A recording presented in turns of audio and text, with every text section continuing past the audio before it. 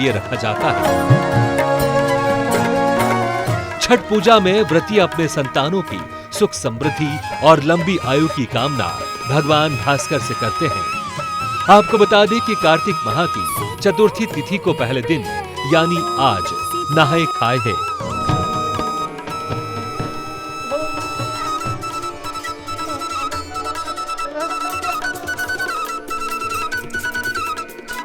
उनतीस अक्टूबर को दूसरे दिन खरना है। 30 अक्टूबर को छठ महापर्व का तीसरा दिन होगा। इस दिन अस्ताचलगामी यानी डूबते सूर्य को अर्घ्य दिया जाएगा, जबकि चौथे और अंतिम दिन उदयमान यानी उगते सूर्य को अर्घ्य दिया जाएगा। इसके बाद व्रत का समापन हो जाता है।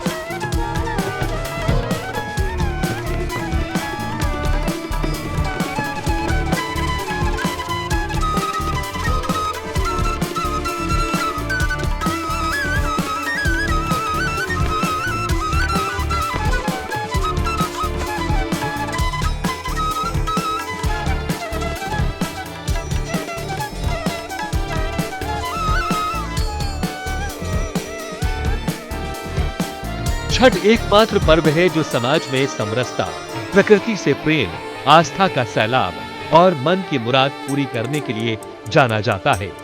हालांकि एक सवाल आपके मन में उठ सकता है कि आखिर छठ पर्व में ऊर्जा के सबसे बड़े स्रोत सूर्य की पूजा क्यों होती है, वो भी डूबते और उगते सूर्य दोनों की। आपको बता दें कि इसके पीछे आस्था तो है ही, लेकिन सामाजिक समरसता का भी बहुत बड़ा उदाहरण है। ये पर्व संदेश देता है कि हम सिर्फ उगने वाले को नहीं, बल्कि डूबने वाले को भी उतना ही सम्मान देते हैं।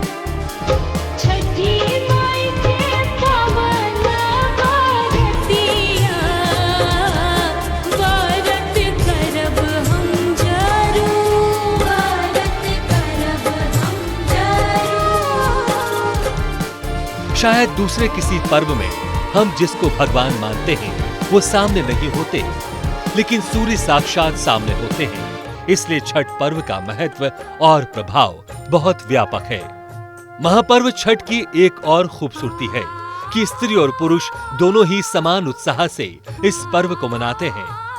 4 दिन तक चलने वाले इस पर्व में शरीर और मन को पूरी तरह साधना पड़ता है। इसलिए इस पर्व को हठ योगिता को लेकर छठ पूजा सदियों से संदेश देती आ रही है। इस मौके पर नदियां, तालाब, जलाशयों के किनारे पूजा की जाती है, जो सफाई की प्रेरणा देती है।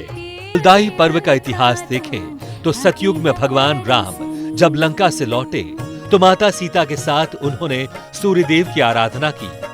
महाभारत में सूर्य पुत्र कर्ण द्वारा सूर्यदेव की पूजा का वर्णन है। सूर्य की कृपा से कर्ण प्रभावशाली बने। पुराण में भी छठ पूजा का वर्णन है। राजा प्रियव्रत को कोई संतान नहीं थी, उन्होंने भी सूर्य की आराधना की तो उन्हें पुत्री रत्न की प्राप्ति हुई। बिहार, झारखंड और पूर्वी उत्तर प्रदेश में छठ महापर्व बड़े ही धूमधाम से मनाया जाता है। वहीं अन्य राज्यों में भी छठ का लोगों में उत्साह देखते ही बनता है। वहीं अब जब 4 दिन तक चलने वाले छठ पर्व की शुरुआत हो चुकी है तो हर ओर छठी मैया की जय जयकार सुनाई दे रही है। ब्यूरो रिपोर्ट, स्वदेश न्यूज।